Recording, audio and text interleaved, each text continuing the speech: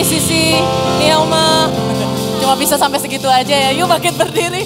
Silakan colek kanan kiri bilang saya siap memuji Tuhan. Come on church.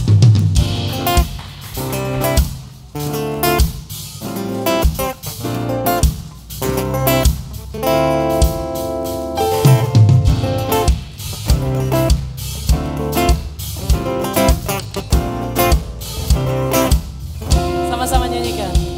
Kasih yang begitu besar, lebih kuat dari dosa. Kasih yang menemukanku, selamatkan dan pulihkanku. Ku naikkan syukurku, ku tak akan berhenti memuji, meninggikan namamu selalu, menari, memuliakanmu. Dibebaskan, dibangkitkan, hidup yang kau berikan kini hanya untukmu.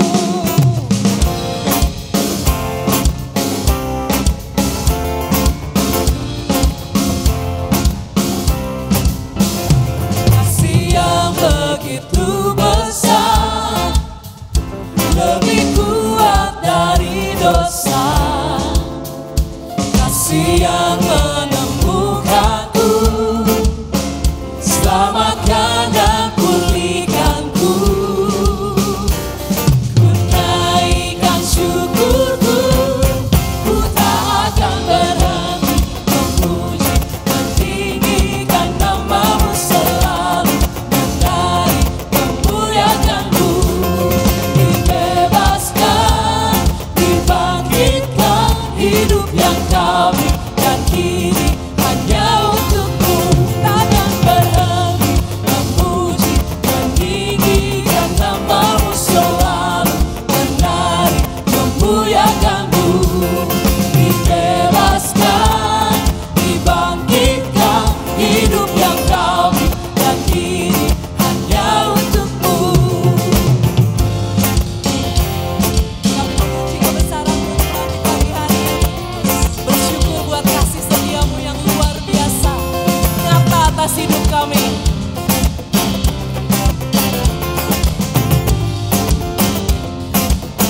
Mari sama-sama naikkan syukur kita kepada Tuhan. Amin. Ku naikkan syukurku, ku tak akan berhenti memuji, meninggikan namamu selalu, menari, memuliakanmu. Dibebaskan, dibangkitkan, hidup yang kau beri dan kini hanya untukmu. Takkan berhenti memuji, meninggikan namamu selalu, menari, memuliakanmu. Dibebaskan, dibangkitkan, hidup yang kau beri dan kini hanya untukmu. Hidup yang kau beri dan kini hanya untukmu. Hidup yang kau beri dan kini hanya untukmu. Haleluya, beri kemuliaan yang luar biasa buat Tuhan kita yang dahsyat. Mari dengan sukacita kita masuk ke gerbangnya. Amin.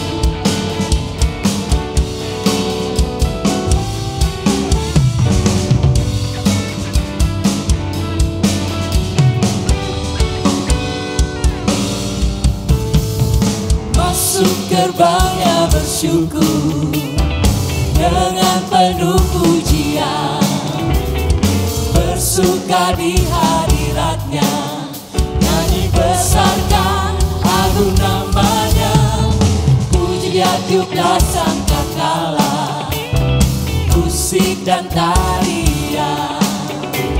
Semua makhluk di bumi di surga dengan senang hati angkat pujian.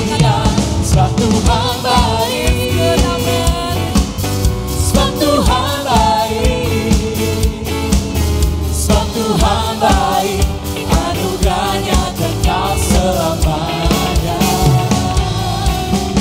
Sebab Tuhan baik, sebab Tuhan Tuhan baik, anugerahnya kekal selamanya. Yesus Kristus Allah Tuhanku, pencipta segalanya, datang sujud di hadapannya, angkat tanganmu, naikkan pujian, puji dia tiuplah sang kekala, musik dan tarian, semua makhluk di bumi di surga dengan senang hati angkat pujian, sebab Tuhan baik, sebab Tuhan baik, sebab Tuhan baik, anugerahnya kekal selamanya. Sebab Tuhan baik, sebab Tuhan baik, sebab Tuhan baik, anugerahnya kekal selamanya. Sebab Tuhan baik, amin. Sebab Tuhan baik, sebab Tuhan baik, sebab Tuhan baik, anugerahnya kekal selamanya. Sebab Tuhan baik, sebab Tuhan baik, sebab Tuhan baik, anugerahnya kekal selamanya.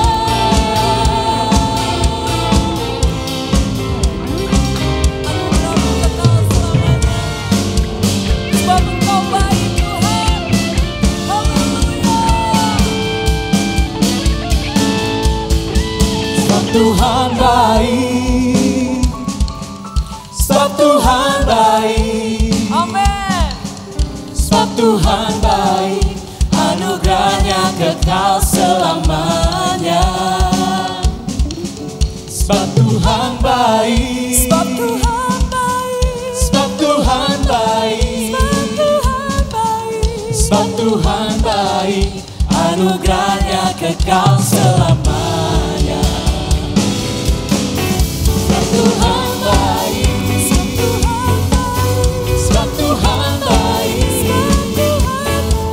sebab Tuhan baik, anugerahnya kekal selamanya. Sebab Tuhan baik, sebab Tuhan baik, sebab Tuhan baik, anugerahnya kekal selamanya. Sebab Tuhan baik, anugerahnya kekal selamanya. Sebab Tuhan baik, anugerahnya kekal selamanya. Haleluya. Terima kasih buat anugerah dan kebaikan-Mu yang tiada pernah hentinya dalam kehidupan kami Tuhan. Pagi ini kami mau nyatakan Engkau Tuhan yang berkuasa dan berdaulat dalam hidup kami. Tuhan yang memegang tangan kami. Tuhan yang selalu ada di setiap musim hidup kami.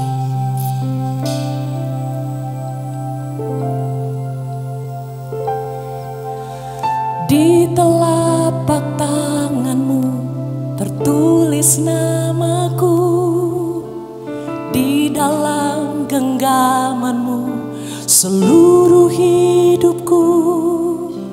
Sungguh bangga ku punya Bapa seperti-Mu, yang tak pernah melupakanku. Di tengah badai hidup Kau menemaniku, di atas gunung batu Kau bawa diriku. Sungguh bangga ku punya Bapa seperti-Mu, yang tak pernah meninggalkanku. Ku nyatakan Engkau Tuhan di hidupku, Tuhan di setiap setiap ucapan dan perbuatanku. Ku nyatakan Engkau Tuhan di hidupku, Tuhan yang selalu ku sembah di setiap nafasku. Amin. Di telapak tangan-Mu tertulis namaku, di dalam genggaman-Mu seluruh hidupku. Sungguh bangga ku punya Bapa seperti-Mu, yang tak pernah melupakanku. Di tengah badai hidup Kau menemaniku, di atas gunung batu Kau bawa diriku. Sungguh bangga ku punya Bapa seperti-Mu, yang tak pernah meninggalkanku. Ku nyatakan Engkau Tuhan di hidupku, Tuhan di setiap ucapan dan perbuatanku. Ku nyatakan Engkau Tuhan di hidupku, Tuhan yang selalu ku sembah di setiap nafasku. Ku nyatakan Engkau Tuhan di hidupku, Tuhan di setiap ucapan dan perbuatanku. Ku nyatakan Engkau Tuhan di hidupku, Tuhan yang selalu ku sembah di setiap nafasku. Tuhan di hidupku, Tuhan di setiap ucapan dan perbuatanku. Ku nyatakan Engkau Tuhan di hidupku, Tuhan yang selalu ku sembah di setiap nafasku.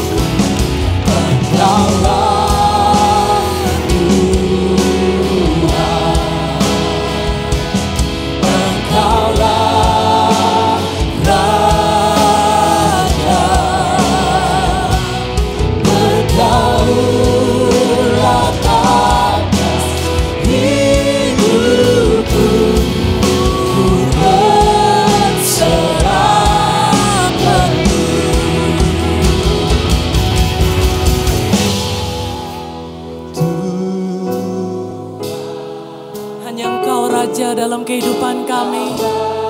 Amin.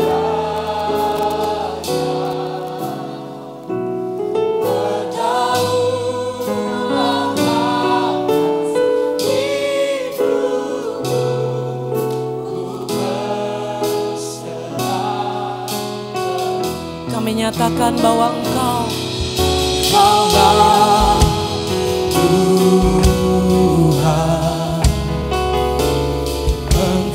dan Engkau Raja yang memerintah dalam kehidupan kami. Engkau yang berdaulat Tuhan. atas hidupku, ku berserah.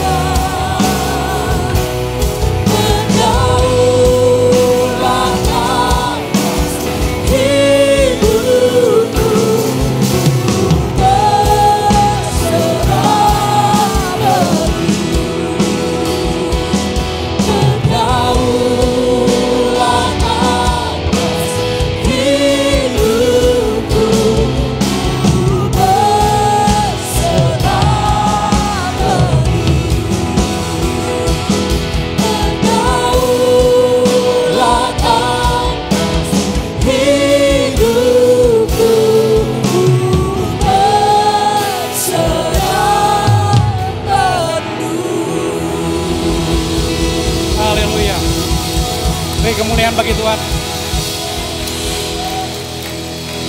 Saudara, setiap awal tahun kita gereja ICC mengadakan persembahan syukur. Saudara boleh silakan duduk.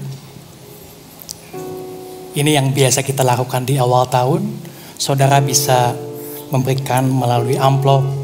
Saudara bisa scan QR code di depan kursi saudara. Saudara bisa transfer, bisa lewat mesin edisi. Sambil saudara mempersiapkan, saya akan menjelaskan ini persembahan syukur ini untuk apa. Persembahan syukur adalah ucapan syukur kita untuk berkat penyertaan Tuhan selama tahun yang sudah berlalu. Dan untuk apa yang sudah Tuhan siapkan di tahun 2025, apa yang baik yang percaya katakan amin. Dan ini tanda kita mengakui bahwa semuanya asalnya daripada Tuhan. Dan ini untuk menyatakan iman kita bahwa meskipun kita tidak tahu apa yang terjadi, Tuhan tetap menyertai kita. Dan persembahan syukur ini untuk mendukung pekerjaan Tuhan melalui gerejanya, yang dalam hal ini gereja ICC. Sehingga gereja ICC bisa banyak memuridkan orang, membawa perubahan, sehingga nama Tuhan dipermuliakan. Yang percaya katakan amin. Kita siapkan waktu sejenak, berikan dengan hati sukacita. Nanti kita akan sama-sama memberikan, ada kotak persembahan yang sudah kita siapkan di depan. Boleh kita angkat masing-masing, kita doa sama Tuhan. Bapa, mengucap syukur untuk berkat penyertaan yang sudah Engkau lakukan dan apa yang sudah Engkau persiapkan bagi setiap kami anak-anak-Mu. Kami mengakui segala sesuatu asalnya daripada Engkau. Dan kami mau persembahan ini bisa mendukung pekerjaan-Mu di dunia ini, khususnya di gereja ICC di mana kami tertanam. Pakai gereja ini untuk membawa banyak jiwa, memuridkan banyak jiwa, dan nama-Mu dipermuliakan. Dan kami akan memberikannya dengan hati penuh sukacita. Dalam nama Tuhan Yesus yang siap memberikan yang terbaik bagi Tuhan. Sama-sama katakan, amin. Yuk, mari kita boleh masing-masing maju ke depan.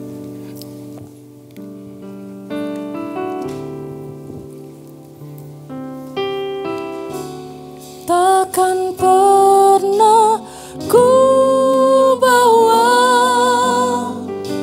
selain yang terbaik.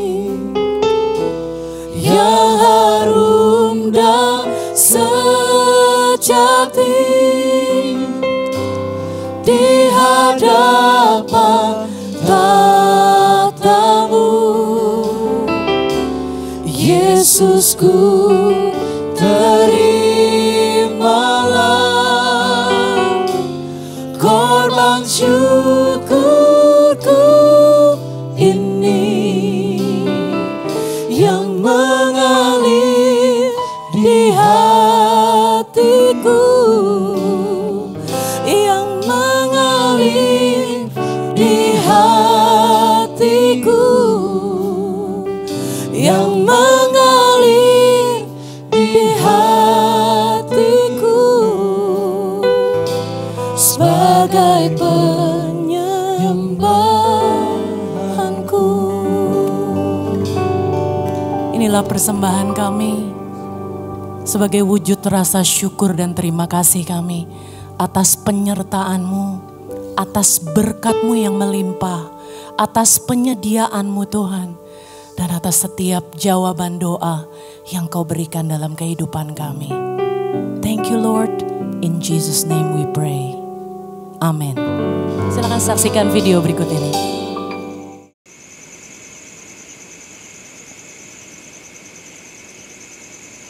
Teman-teman saya bisa membanggakan orang tuanya, bisa menjadikan ayahnya sosok teladan, sedangkan saya enggak.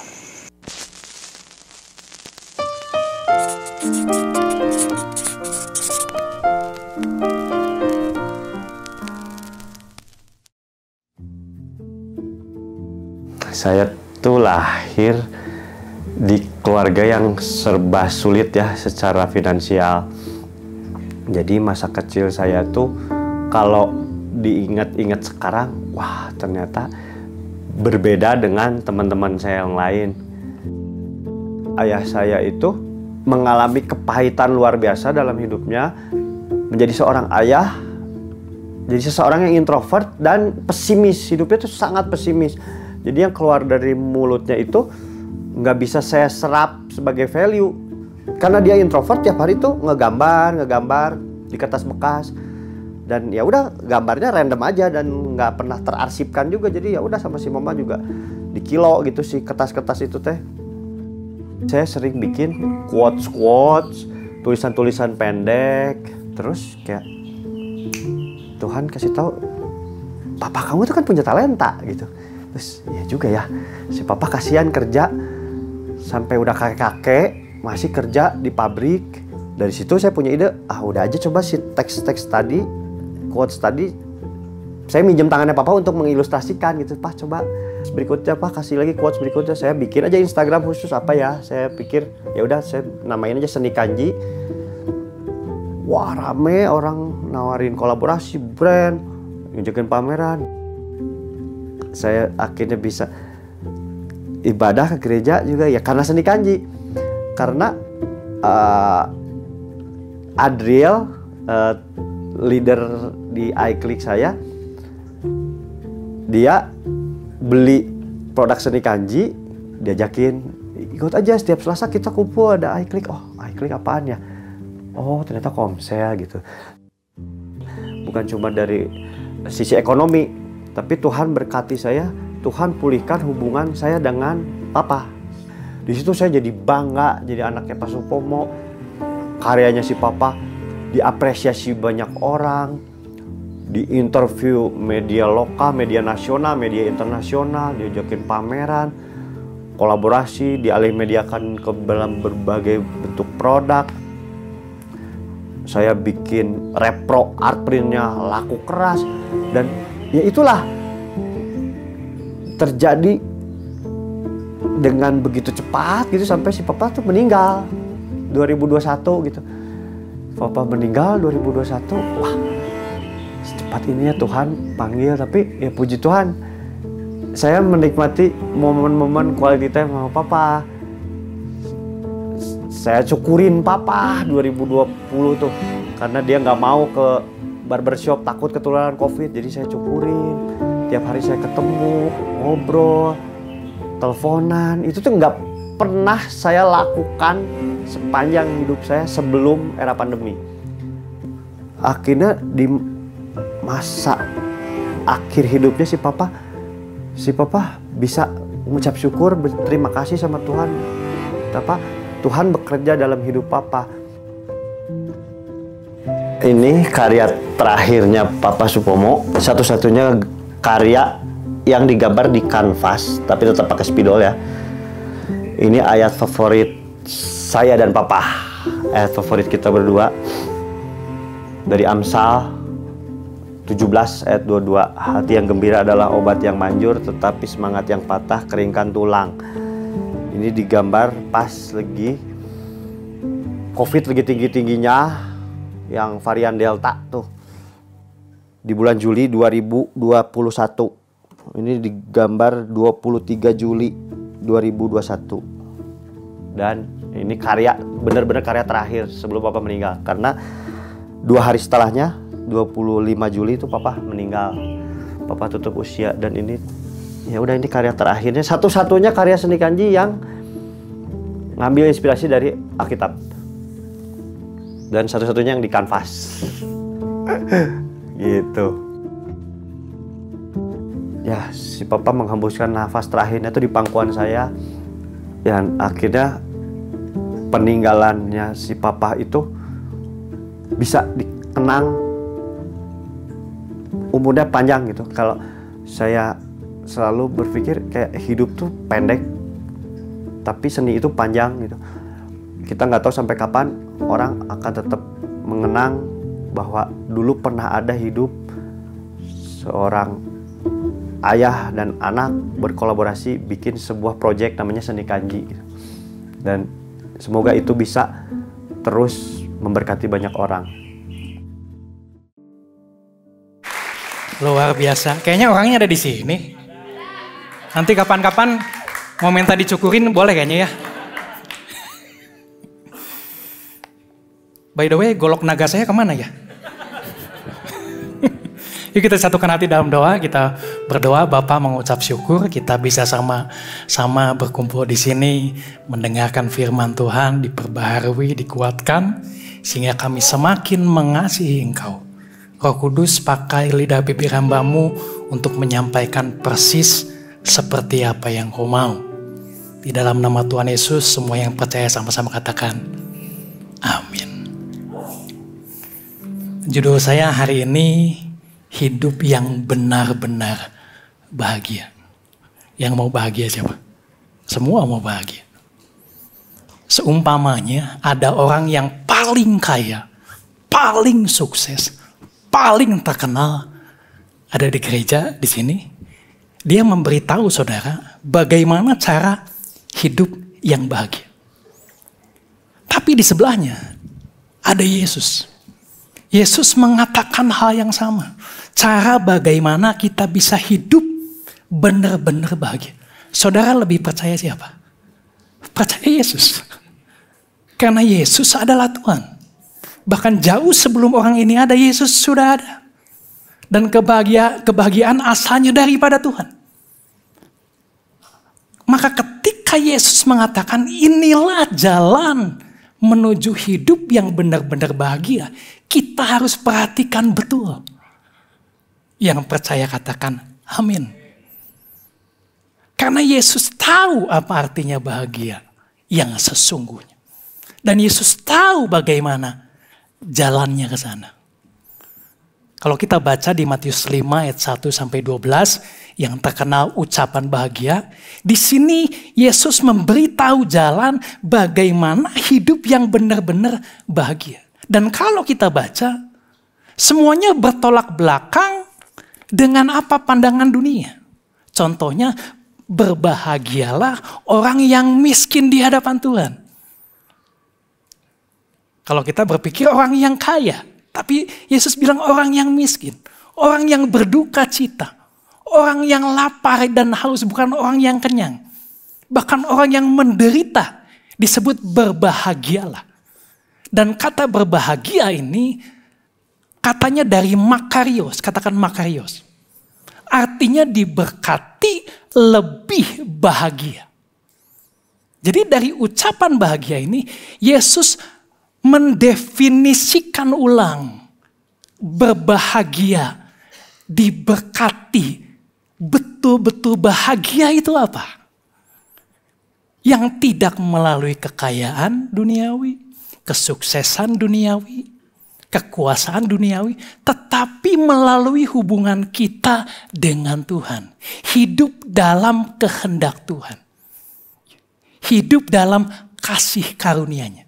Nah, Yesus panggil kita sebagai murid-muridnya untuk kita berpikir ulang. Melihat bagaimana diri kita sendiri, bagaimana hubungan kita dengan orang lain, bagaimana hubungan kita dengan Tuhan. Dan ini yang akan menuntun kita ke jalan kebahagiaan. Yesus mau kita pilih jalan yang ini. Diberkati lebih bahagia.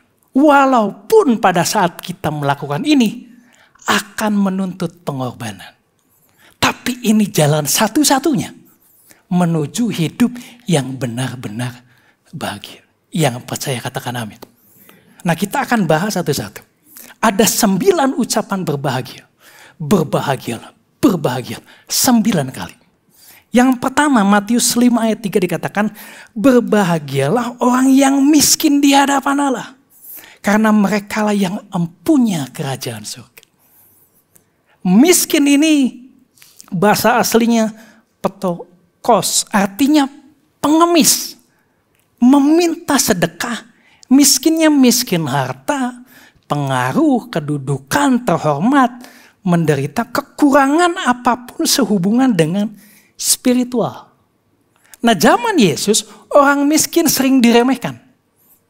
Tapi Yesus mengatakan sebaliknya bahwa orang yang miskin akan mendapat harta kerajaan surga.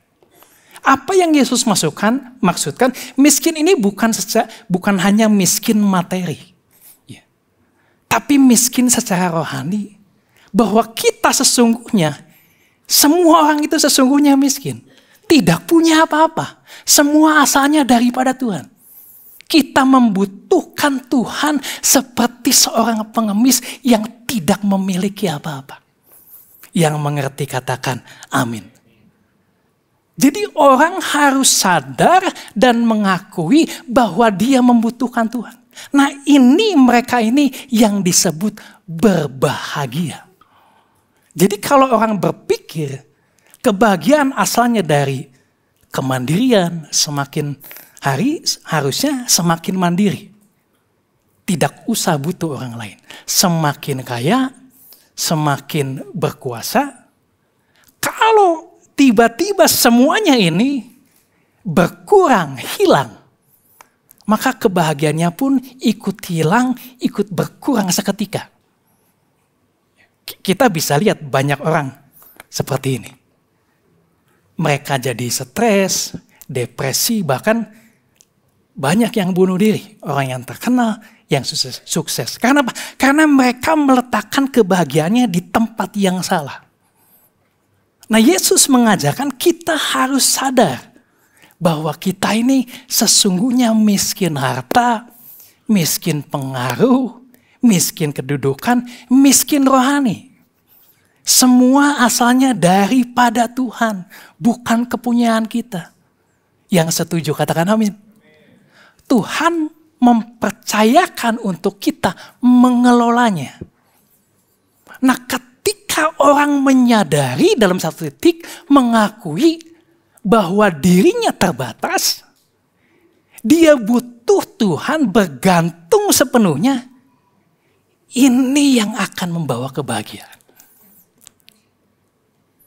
Kebahagiaan dimulai saat kita sadar bahwa kita terbatas dan butuh Tuhan dalam segala hal. Yang percaya katakan amin. Ini Yesus yang mengatakan. Jadi kebahagiaan dimulai dengan pengakuan kerendahan hati bahwa semua asalnya daripada Tuhan. Tuhan mau kita hidup selalu rendah hati. Bahwa semua asalnya daripada Tuhan. Kita selalu mengucap syukur untuk setiap berkat yang kita miliki. Kita selalu melibatkan Tuhan dalam segala rencana yang kita lakukan. Berbahagialah orang yang miskin di hadapan Allah, karena merekalah yang mempunyai kerajaan surga. Nah, kita harus cek kebahagiaan kita asalnya dari mana. Jangan ditempatkan yang salah. Karena ketika ada satu kejadian yang di luar kekuatan kita, di luar kendali kita, kita tidak bisa menangani, kebahagiaannya bisa ikut hilang. Kebahagiaannya bisa ikut hancur. Yang mengerti katakan amin. Yang kedua, Matius 5 ayat 4. Berbahagialah orang yang berduka cita, karena mereka akan dihibur. Duka cita bukan hanya bicara kehilangan, tapi duka cita karena dosa yang kita lakukan atau dosa yang dilakukan oleh orang-orang sekitar, oleh dunia. Nah, saat orang berduka, kehilangan, hancur, respon yang salah itu pelarian. Pelariannya bisa macam-macam. Bisa hiburan, bisa drugs, bisa makan. Ya, kalau lagi pusing, makan. Ya, melakukan kegiatan apapun untuk menyibukkan diri, yang penting lari. Ini hanya senang, lupa sesaat, tapi tidak menyembuhkan. Seperti luka hanya ditutup, tapi tidak menyembuhkan. Jadi jangan kaget kalau kita lihat di medsos, kelihatannya bahagia, tapi hatinya sakit. Tapi hatinya hancur. Betul? Ya, saya pernah ketemu orang yang seperti ini. Nah, Yesus mengatakan berbahagialah mereka yang berduka, yang sakit, yang pahit, yang hancur, karena mereka akan dihibur. Artinya gini, penghiburan, pemulihan, kesembuhan akan datang saat seseorang mau membawa, mengakui kelemahan sakitnya di hadapan Tuhan. Tuhan mau kita harus berani menghadapi rasa sakit. Jangan cari pelarian, tapi cari kesembuhan. Yang setuju katakan amin. Kalau lari, ya nggak akan kemana-mana. Tambah lama tambah jauh. Tuhan mau kita datang kepadanya. Dan Tuhan tidak pernah kaget seberapa sakit, seberapa hancur hati kita. Dan Tuhan sanggup memberikan pemulihan, penghiburan, kekuatan, kelepasan. Tuhan bisa menjadikan apa yang tidak baik jadi baik. Yang setuju katakan amin. Jadi berhenti mencari pelarian. Mulailah mencari kesembuhan. Jadi saya kadang ketemu orang yang saya tahu dia ada masalah, tapi bertahun-tahun masih tetap sama. Kenapa? Karena lari terus. Enggak akan sembuh-sembuh. Ya. Tapi Tuhan mau kita datang sama Tuhan, dan Tuhan sanggup pulihkan itu. Yang percaya katakan amin. Jadi jangan lari lagi. Kalau lari pagi boleh lah. Tapi lari dari sakit hati, masalah, nggak bagus. Efeknya lama sampai ke depan. Apalagi kalau kita sudah menikah, punya anak. Dampaknya ke pasangan sama anak. Sama orang-orang sekitar. Karena kita bawa luka kemana-mana. Kalau luka disenggol sedikit, menjerit. Ya. Dan kecenderungannya orang yang luka bisa melukai orang lain juga. Bagaimana bisa bahagia kalau orang terus membawa luka? Nah, Yesus bilang, yang berduka, datang Tuhan akan beri penghiburan. Di sana kita akan menikmati hidup yang bahagia. Yang percaya katakan amin. Nah, yang ketiga, Matius 5 ayat 5. Berbahagialah orang yang lemah lembut, karena mereka akan memiliki bumi. Nah, lemah lembut ini dari bahasa aslinya praus, artinya kekuatan yang terkendali. Pengendalian diri, kerendahan hati, ketergantungan pada Allah. Nah seringkali image kalau mendengar kelemah lembutan itu kayak kelemahan. Harusnya orang nggak kejar kelemah lembutan. Orang harusnya ngejar kekuatan, kejar dominasi. Tapi kekuasaan dominasi, ujungnya seringnya konflik. Karena banyak nyingkirin orang, banyak memanfaatkan orang. Akhirnya orang ini jadi kesepian. Nggak ada orang yang mau berteman dengan dia. Jadi hidupnya nggak bahagia, walaupun mungkin dia ada di posisi di atas, punya kekuatan, kekuasaan. Nah tapi Yesus mengajarkan orang lemah lembut itu yang sepenuhnya mengandalkan kekuatan Tuhan. Mempercayakan pembalasan pada Tuhan. Memang kalau orang lemah lembut seringkali banyak gak enaknya. Ya. Mau balas, nggak balas. Tapi orang yang lemah lembut itu sebetulnya kuat. Tapi dia bisa mengendalikan kekuatan itu. Kalau dirinya mengalami ketidakadilan, dia menyerahkan pembalasan itu sama Tuhan. Dia percaya Tuhan akan bela dia. Dan kalau kita baca Alkitab, bicara lemah lembut, Musa contoh yang paling nyata. Orang yang lemah lembut. Bilangan 12 ayat 3. Adapun Musa ialah seorang yang sangat lembut hatinya. Bukan lembut hatinya. Sangat lembut hatinya. Lebih dari setiap manusia yang di atas muka bumi.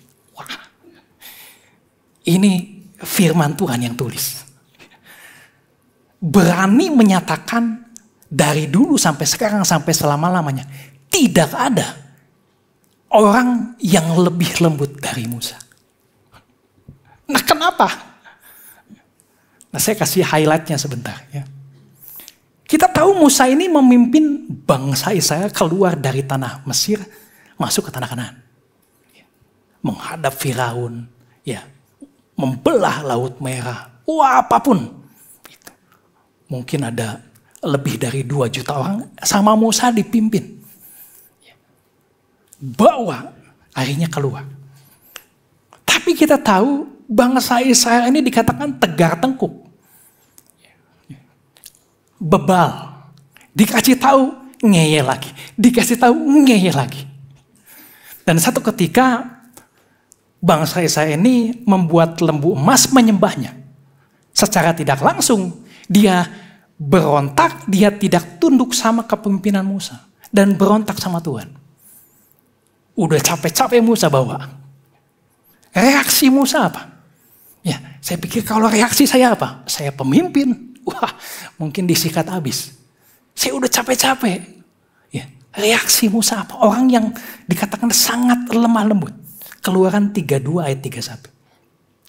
Lalu kembalilah Musa menghadap Tuhan dan berkata, bangsa ini telah berbuat dosa besar sebab mereka telah membuat Allah emas bagi mereka. Tetapi sekarang kiranya Engkau mengampuni dosa mereka itu. Dan jika tidak, hapuskanlah kiranya namaku dari dalam kitab yang telah Kau tulis. Wah. Musa enggak balas, tapi dia mohon ampun sama Tuhan. Bahkan dia kayak sedikit tawar-menawar sama Tuhan. Kalau enggak diampuni, hapuskan saja nama saya di kitab kehidupan. Musa mau berkorban sama orang yang sudah dipimpin keluar dari tanah Mesir. Ya. Tapi mereka masih ngeyel sama Musa. Musa tetap mengampuni mereka. Bahkan mau berkorban untuk orang itu. Tidak membalas dengan kekerasan, tapi dia menyerahkan segala sesuatunya pada Tuhan. Saudara bisa bayangin. Dan itu bertahun-tahun itu. 40 tahun kan muter di padang gurun. Jadi benar apa yang dikatakan firman Tuhan. Musa orangnya sangat lembut hatinya. Satu lagi peristiwa Musa dikritik sama saudaranya. Miriam dan Harun, Bilangan 12 ayat 1. Musa telah mengambil seorang wanita Kus menjadi istrinya. Dan hal itu dijadikan alasan oleh Miriam dan Harun untuk mencela Musa. Kata mereka, apakah melalui Musa saja Tuhan berbicara? Bukankah melalui kita juga ia berbicara? Tuhan mendengar apa yang mereka katakan. Jadi apapun yang kita katakan Tuhan dengar ya. Bilangan 12 ayat 6. Dan Tuhan berkata, dengarlah kata-kataku ini. Jika ada di antara kamu ada seorang nabi, aku menyatakan diriku kepadanya dalam penglihatan-penglihatan dan berbicara dengan dia dalam mimpi. Tetapi tidak begitu dengan hambaku Musa. Dialah orang yang setia di antara umatku. Dan aku berbicara dengan dia berhadapan muka. Secara jelas dan tidak dengan teka-teki. Bahkan rupaku pun sudah dilihatnya. Mengapa kamu berani melawan Musa, hambaku itu? Allah sendiri kasih tahu hubungan dia dengan Musa begitu dekat, beda dengan orang lain. Anggaplah kita dekat dengan pemimpin yang paling tinggi di negara ini. Dan kemudian ada orang yang melakukan apa yang tidak adil sama kita. Ada dorongan untuk kita, wah ini saya punya backing. Tapi Musa tidak merespon itu. Bahkan kita tahu pada akhirnya Tuhan yang bela dia. Miriam Harun kena kusta.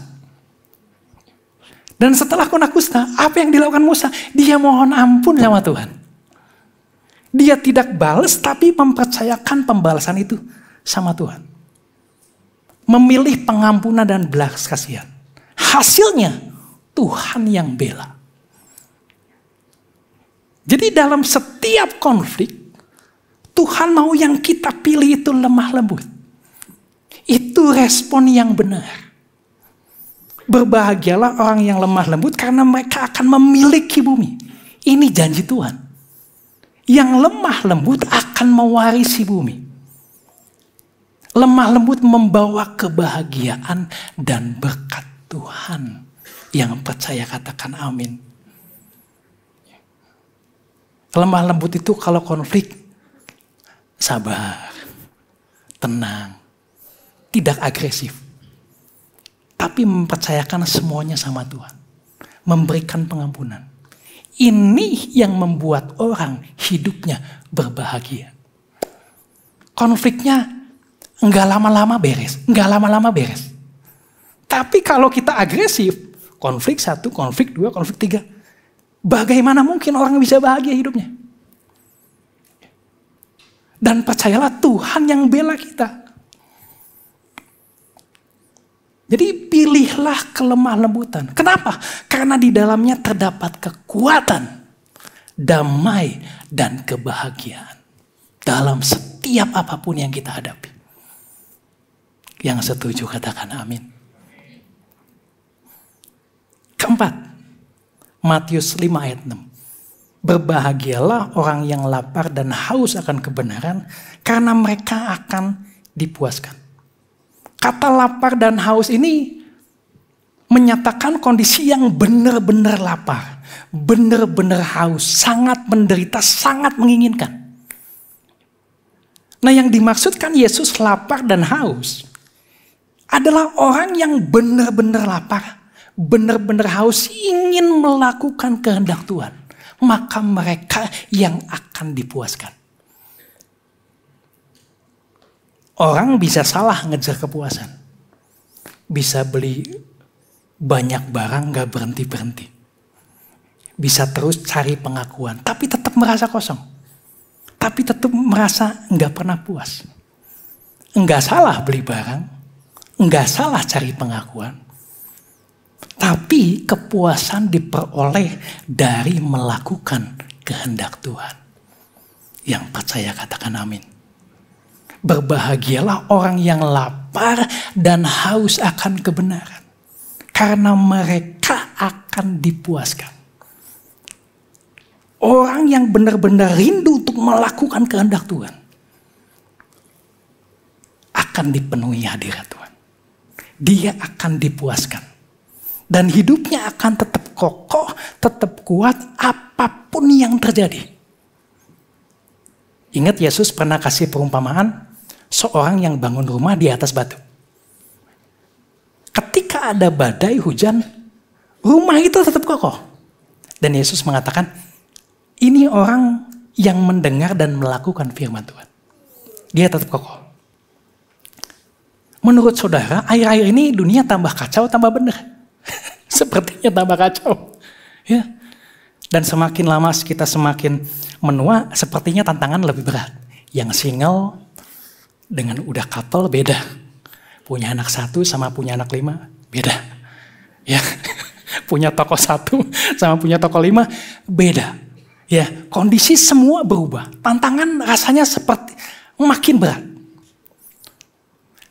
Kalau dikatakan orang yang bangun rumah di atas batu kuat, apapun yang terjadi, berarti semakin kita melihat kok tantangan semakin berat, kok dunia semakin kacau, kita harus semakin haus dan lapar melakukan kehendak Tuhan. Karena itu yang membuat kita tetap kokoh apapun yang terjadi. Yang percaya katakan amin. Jadi gak usah pusing apa yang di sekitar. Kita harus semakin lapar, harus melakukan firman Tuhan. Dan apapun yang terjadi, kita akan tetap kokoh. Kita akan tetap kuat. Yang lapar dan haus untuk melakukan firman Tuhan akan tetap kokoh meskipun dunia bergoncang. Yang setuju katakan amin. Jadi tahun 2025 kita mesti ngapain? Kalau kita dengar berita-berita, aduh pusing-pusing. Kita semakin lapar harus melakukan kehendak Tuhan. Dan kita akan tetap kokoh. Yang percaya katakan amin. Kelima, murah hati. Matius 5 ayat 7. Berbahagialah orang yang murah hatinya, karena mereka akan beroleh kemurahan. Saudara ingat kapan terima keselamatan? Ingat ya, kita selamat, dibaptis, kasih mula-mula kita semangat, mengikuti kehendak Tuhan, kita jadi murid Tuhan.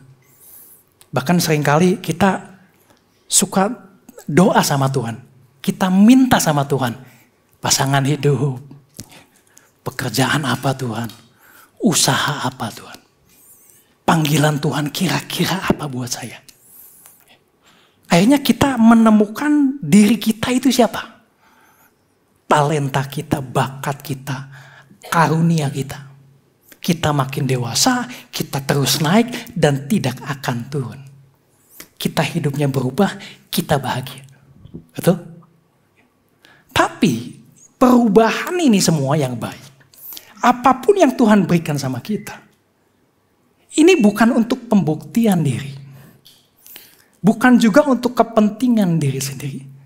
Bukan juga untuk kebahagiaan diri sendiri. Tapi untuk orang lain. Matius 5 ayat 15. Lagi pula orang tidak menyalakan pelita lalu meletakkannya di bawah gantang. Melainkan di atas kaki dian sehingga menerangi semua orang di dalam rumah itu. Jadi terang bukan disimpan di bawah kasur, tapi di atas. Supaya jadi berkat buat orang-orang sekitar. Semakin hari kita semakin baik, berubah, diberkati oleh Tuhan. Bukan hanya untuk kita, bukan hanya untuk kebahagiaan kita, bukan untuk pembuktian diri, tapi untuk orang lain. Ini tujuannya. Jadi penemuan diri bukan untuk pembuktian diri, tapi untuk pemberian diri. Yang mengerti katakan amin. Kita harus jadi orang yang murah hati. Dengan semua yang Tuhan sudah berikan, percayakan sama kita. Waktu, materi, bakat kita, talenta kita. Jadi semua pada akhirnya kita dibentuk serupa Kristus untuk siapa? Bukan hanya untuk dia sendiri, tapi untuk orang lain. Yang setuju katakan amin.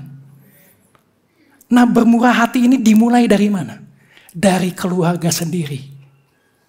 Jadi jangan pelit sama keluarga sendiri. Suami harus paling bermurah hati sama siapa? Sama istri lah.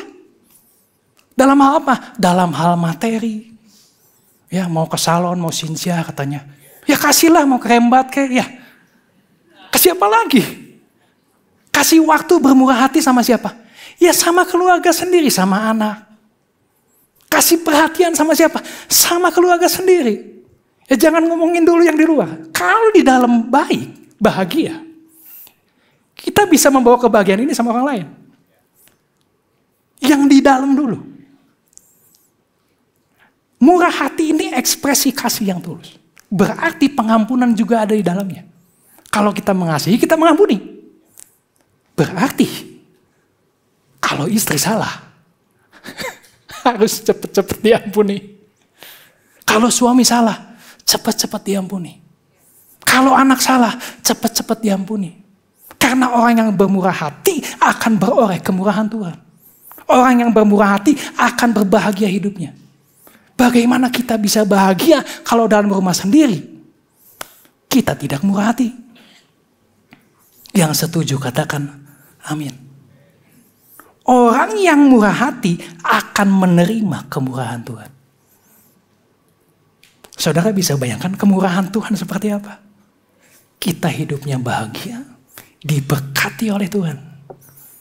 Tapi ini terjadi kalau kita menjadi orang yang murah hati.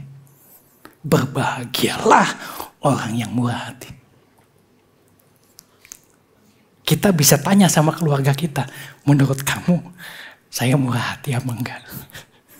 Ya, istri boleh ya, senggol suaminya. Kalau enggak, bawa shopping pulang dari sini. Ya. Kan untuk apa kita?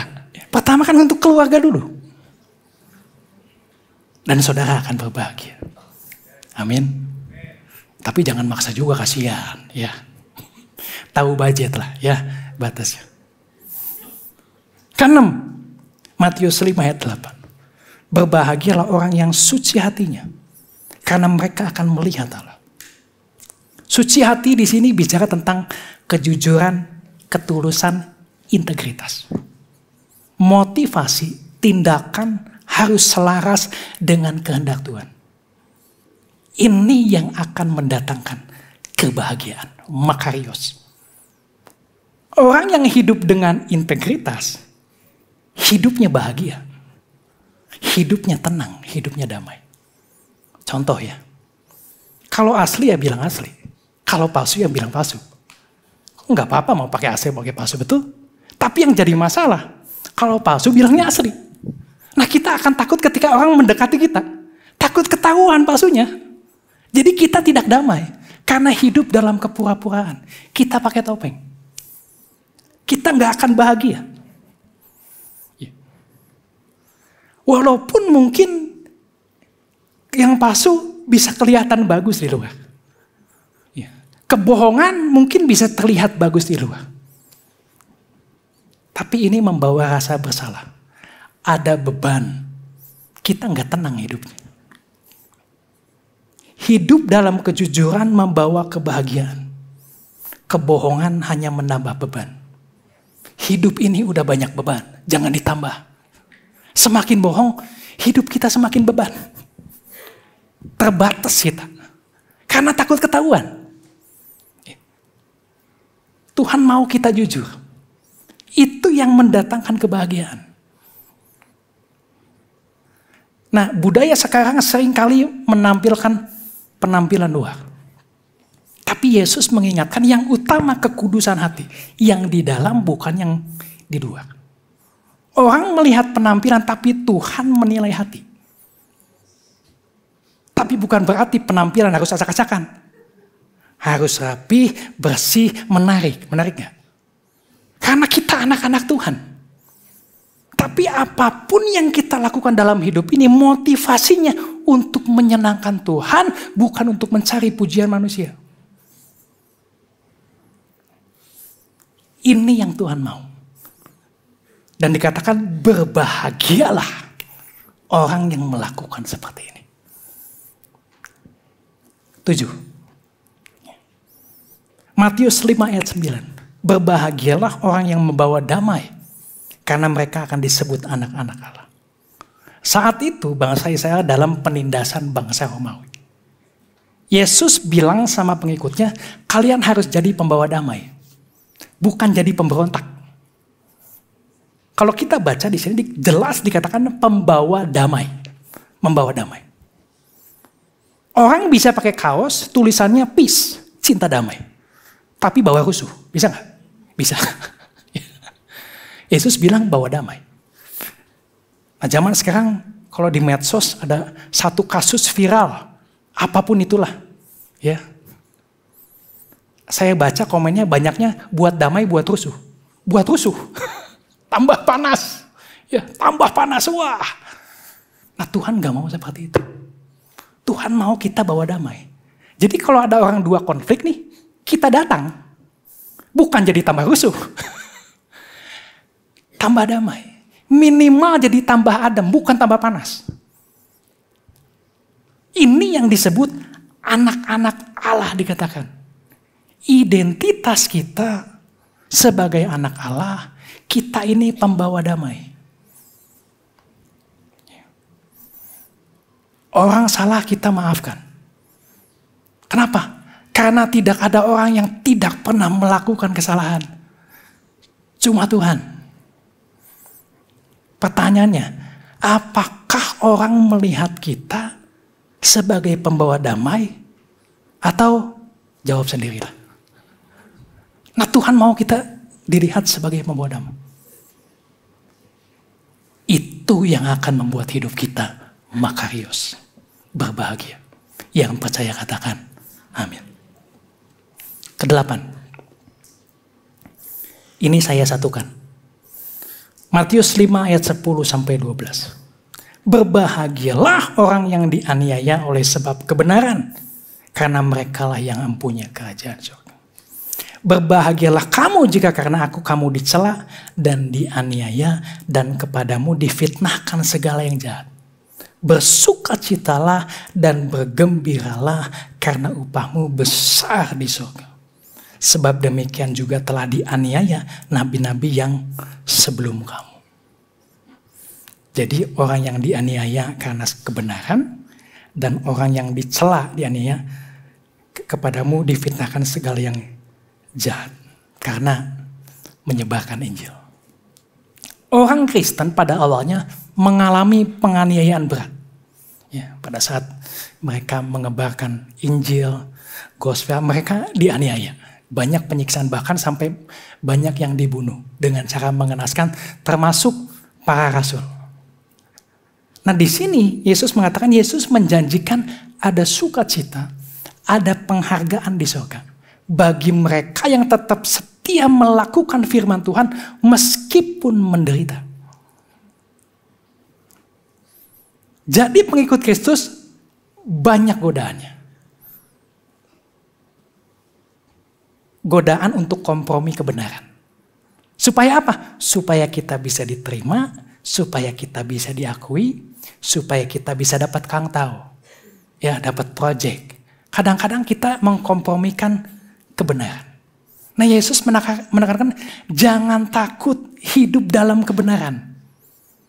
Kita harus berani menyatakan iman meskipun ada penolakan, ada penghinaan. Tuhan menghargai kesetiaan kita.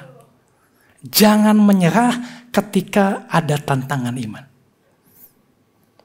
Penderitaan karena melakukan kebenaran itu tanda kita sedang melakukan kehendaknya. Jadi nggak semua orang yang menderita karena kesalahan dia bisa.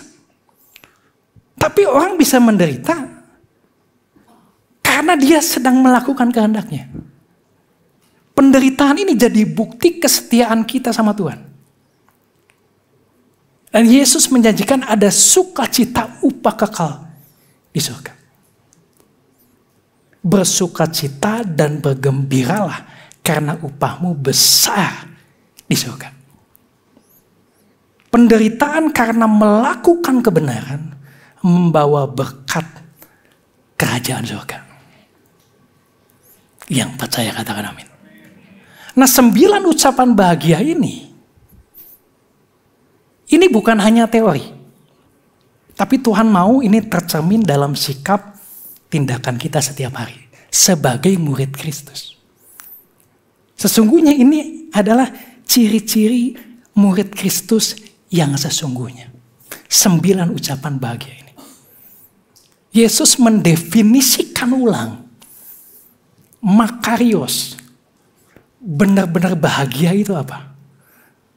Jangan salah menempatkan kebahagiaan.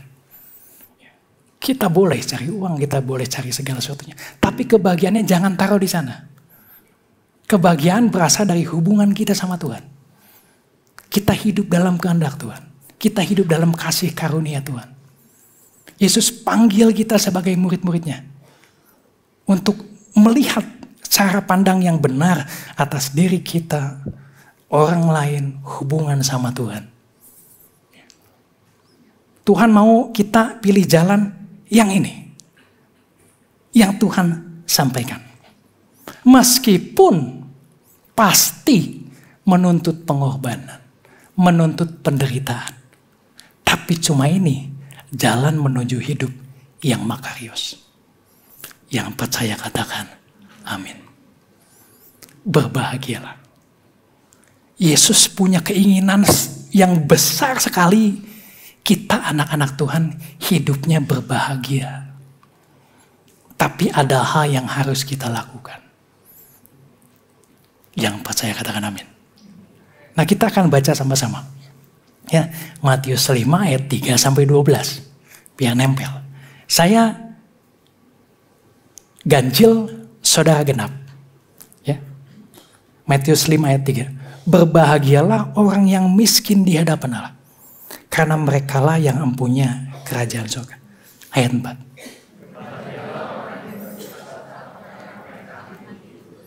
Berbahagialah orang yang lemah lembut. Karena mereka akan memiliki bumi.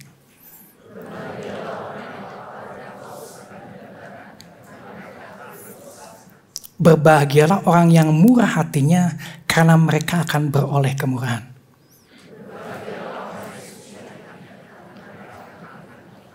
Berbahagialah orang-orang yang membawa damai, karena mereka akan disebut anak-anak Allah.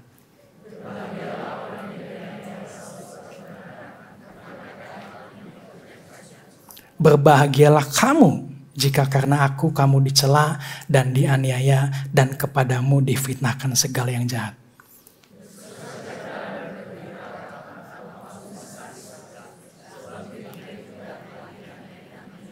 Yang percaya katakan amin. Beri kemuliaan bagi Tuhan. Boleh saya minta iPress? Saudara diberkati.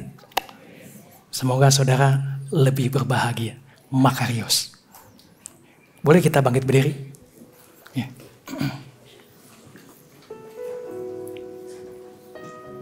Saudara, satu hal yang sering saya lihat dari tadi ucapan berbahagia. Banyak orang yang belum bisa melepaskan pengampunan. Dan orang yang lari. Sebetulnya orang itu sadar bahwa dia tuh sakit. Tapi dia menutupi dengan segala cara. Nah ini yang terus membawa dia sampai saat ini, bahkan sampai ke depan. Nah Tuhan bilang jangan lari. Datang sama Tuhan. Tuhan mampu akan pulihkan semuanya. Dan kalau kita, orang bersalah sama kita, kita mesti melepaskan pengampunan. Kalau tidak, sulit untuk kita bisa hidup bahagia. Tuhan mau kita benar-benar bahagia dari dalam. Amin. Nah saat ini boleh tunduk kepala. Kalau saudara itu, kalau firman ini bicara sama saudara, datang sama Tuhan. Masing-masing doa sama Tuhan. Pertama khususnya kalau ada orang yang bersalah sama saudara. Saudara belum melepaskan pengampunan, masih saudara simpan terus. Dan saudara tahu itu. Tandanya kalau saudara ingat orang itu, saudara masih sakit. Dan itu bisa menutup kebahagiaan. Masing-masing doa dalam hati. Tuhan, saya mau melepaskan pengampunan. Tuhan, saya mau jadi orang yang murah hati, memberikan pengampunan. Saya mau jadi orang yang lemah lembut. Berikan semuanya sama Tuhan. Meskipun kita diperlakukan tidak adil, percayalah Tuhan yang bela. Yuk masing-masing berdoa.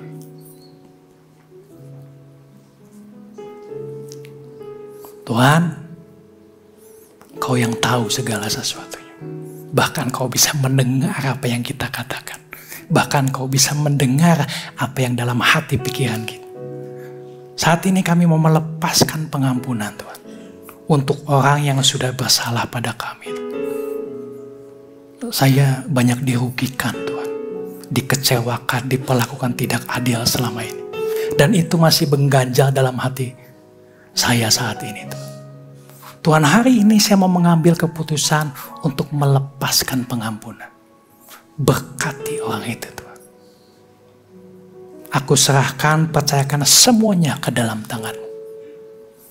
Dalam nama Tuhan Yesus. Saat ini saya mau berdoa untuk saudara yang tahu saudara sudah lari kemana-mana. Menyibukkan diri, melakukan berbagai aktivitas untuk saudara menghindari apa yang sebetulnya saudara tahu ini mesti disembuhkan. Tuhan mau kita berani menghadapi rasa sakit, kita datang sama Tuhan. Tuhan yang akan kasih kesembuhan. Amin. Yuk mari kita sama-sama berdoa. Bapa, kami mau sembuh Tuhan. Kami tidak mau lagi lari Tuhan. Menutupi luka yang sudah kami bawa bertahun-tahun lamanya Tuhan. Kami mau sembuh Tuhan. Kami datang kepadamu. Kami bawa sakit hati kami. Duka cita kami. Kehilangan kami, kehancuran kami ke dalam tangan-Mu. Dan saat ini juga Engkau yang memberikan penghiburan, pemulihan. Dalam nama Tuhan Yesus. Kami percaya kami sudah menerimanya. Dan kiranya kami hidup berbahagia. Kasih sukacita yang daripada-Mu memenuhi kehidupan kami.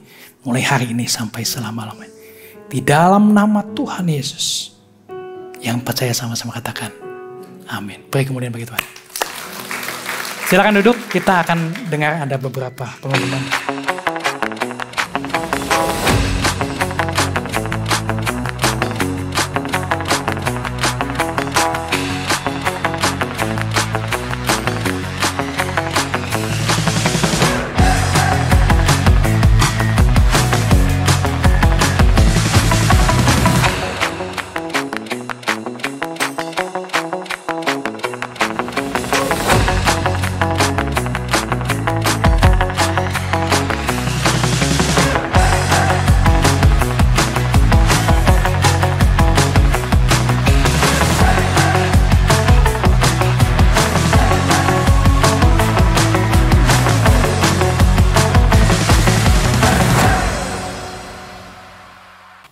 Informasi mengenai kelas discipleship 101, 102, 103, dan 104 akan diadakan tanggal 3 Februari tahun 2025. Untuk kelas discipleship sendiri akan diadakan secara onsite setiap hari Senin pukul 18.30 di ICC.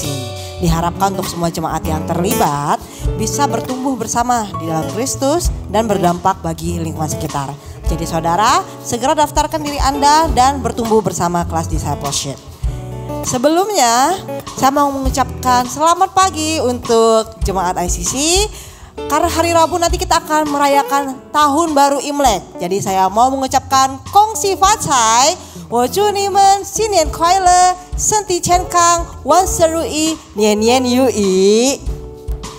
Oke, sebelumnya saya mau mengucapkan selamat datang untuk jemaat yang baru pertama kali hadir. Ada special gift dari ICC yang bisa diambil di meja informasi di lantai 6. Kami juga mau menginformasikan bahwa ICC memiliki 6 akses lift. Ada di mana aja? Ada 3 lift di Aston, 2 lift di Vev, dan 1 lift di Dr. Eggman. Dan juga untuk tempat parkir selain bisa di Vev dan Aston area, jemaat juga bisa parkir di seberang Vev dan Promenade seperti yang tertera di LED. Selanjutnya ada informasi untuk teman-teman yang seumuran dengan saya nih, yaitu teman-teman youth. Kalau nanti dalam rangka hari Valentine, Sabtu 15 Februari akan ada special service dengan judul Love Talks, Wisdom from the Heart yang akan membahas tentang percintaan yang sehat. Ibadah akan dilayani oleh one of our leader, yaitu Markus dan Dian. Yeay! Acara akan dilaksanakan di IPC Hall. Jadi para parents, ayo ajak anak-anak kita untuk mengikuti ibadah tersebut. Selanjutnya saudara, sesuai dengan visi gereja kita yaitu Disciple Maker, mari kita memperlengkapi diri kita untuk menjadi murid Kristus. Ikuti program yang sudah diadakan di ICC, yaitu program Everyday with Jesus yang berlangsung setiap hari Senin sampai dengan Minggu, yang dirancang agar kita semakin mengenal Kristus dan kebenaran firman-Nya. Ada Daily Walk with God dan renungan harian yang bisa saudara dapatkan dengan mendaftarkan diri di nomor 081 220 22 111. Dan selain itu juga ada Weekly Bible Study bersama Pastor Chandra Sunjaya setiap hari Rabu pukul 6.25. Ya, Weekly Bible Study sendiri diadakan secara daring melalui live Instagram Pastor Chandra, yaitu di akun @chandrainspire. Juga ada program devotion yang berlangsung setiap hari Selasa dan Jumat di YouTube dan Instagram ICC Bandung. Sekian informasi dari saya mengundang jemaat untuk kembali bangkit berdiri, kita akan menerima doa berkat. Terima kasih. Oke, sia-sia indah. Saya bisanya sia-sia aja. Kalau Eva bisanya Kyonghi katanya. Kita satukan hati, kita berdoa. Bapak mengucap syukur kami bisa sama-sama bersekutu mendengarkan firman Tuhan, dibentuk pembaharuan budi, semakin serupa dengan Engkau. Kami percaya Engkau memberkati kami. Kehidupan kami semakin lebih berbahagia.